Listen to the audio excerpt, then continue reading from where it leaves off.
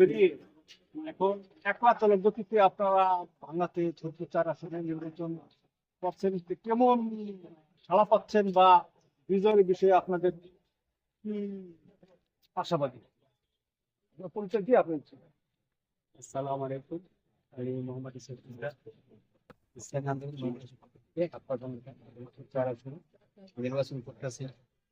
তো আমাদের পিসাব চরমায় পিসাব সৈয়দ ফরজাদ বিন সাহেব তিনি ওয়ান বক্স করছে যাচ্ছে ইসলামী বক্স একটা।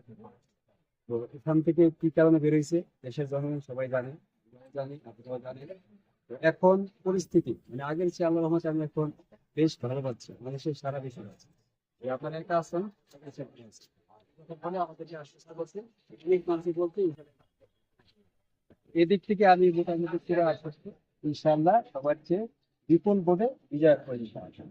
আর যদি আল্লাহ পাক বিজয় লাভ করে তো এই দেশটাকে আমরা এই পরিস্থিতি আরো চিন্তাকে একটি মডেল টাউন হিসেবে বানাবো, মানুষের ভেদাভেদ দূর করবো এবং সন্ত্রাস মুক্ত করবো, চাঁদাবাজি মুক্ত করবো, বিষমুক্তি যুব সমাজকে নষ্ট না করতে পারে তাদেরকে কর্মস্থলের ব্যবস্থা করবো এবং উচ্চ শিক্ষার জন্য ভালো একটি বিশ্ববিদ্যালয় করবো, ভালো একটি উন্নত একটা হসপিটাল করবো, যাতে মানুষ চিকিৎসা অভাবে মরতে না হয় বা কোনো সমস্যা না হয়। এবং আমাদের নদীমাতৃক এলাকা, সেখানে মানুষ যাতে যাতায়াত বা যোগাযোগ ব্যবস্থা ভালো করতে পারে ওদিকে খেয়াল করবো এবং নদী শাসন করার ব্যবস্থা করবো যত সম্ভব।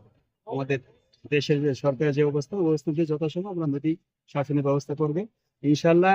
আমরা যদি আসি ইসলামিক শরিয়া আইন বাস্তবায়ন করার চেষ্টা করব, কারণ এই শরিয়া আইনের ভিতরে শান্তি, কোরআনের ভিতরে আল্লাহ পাক শান্তি রাখছেন এবং এর চেয়ে সুন্দর বিধান আর পৃথিবীতে নাই আর হবেও না। আমরা চেষ্টা করব ইনশাল্লাহ যথার্থভাবে কোরআন আইন প্রতিষ্ঠা করার জন্য, মানুষকে শান্তি দেওয়ার জন্য এবং আখিরাতে যাতে মানুষ মুক্তি পায় ওদিকে আমরা খেয়াল করবো ইনশাআল্লাহ। আরেকটা আপনার কি এই ফরিদপুর চার আসনে কোন আসন আপনার কাছে ঝুঁকিপূর্ণ মনে হয় কিনা, বা সুষ্ঠু হবে কিনা নির্বাচন? ফরিদপুর চার আসলে আমরা এই পর্যন্ত যতটা প্রচার করছি আমি কোনো বাধার সম্মুখীন হই নাই বা কোনো সমস্যা আমরা দেখিনি আলহামদুলিল্লাহ। এবং যারা নির্বাচন করতেছি প্রত্যেকের প্রতি সৌহার্দ্যবোধ আছে এবং সম্মান বোধ আছে।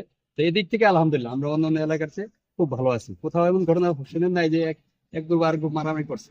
তো যাই হোক, এদিকে আলহামদুলিল্লাহ এবং আমরা আশাবাদী দেবেন পেলেন ঠিক রেখে সুন্দরভাবে নির্বাচন করবে এবং আমাদের যারা আইন শৃঙ্খলা বাহিনী আছে তারাও যথেষ্ট চেষ্টা করতেছে এবং সবসময় তারা স্ট্রং থাকবেন, নির্বাচন যাতে সুন্দরভাবে হয়।